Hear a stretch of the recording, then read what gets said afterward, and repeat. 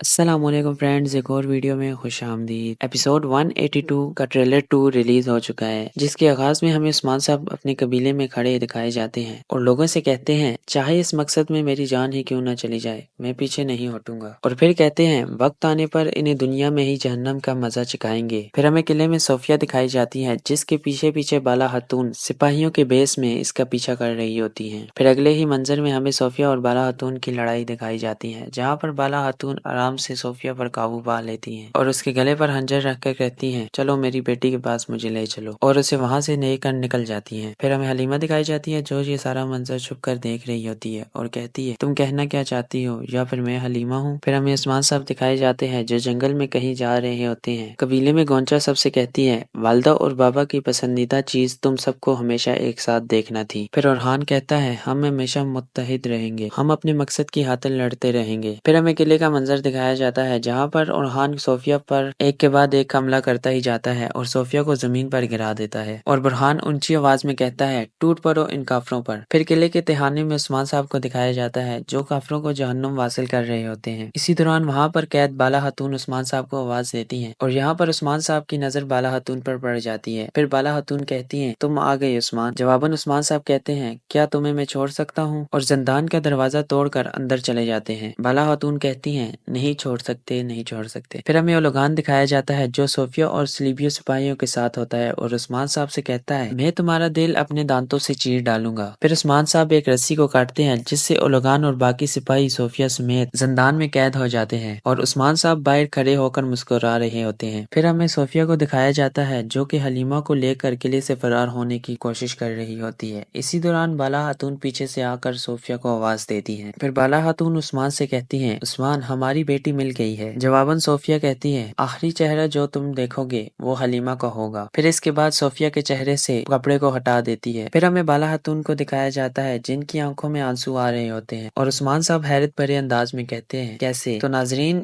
یہ ٹریلر یہاں پر اختتام ہوتا ہے۔ اگر آپ کو یہ ویڈیو اچھی لگی ہو تو ہمارے چینل کو سبسکرائب کریں اور لائک اور کمنٹ کرنا مت بھولیے گا۔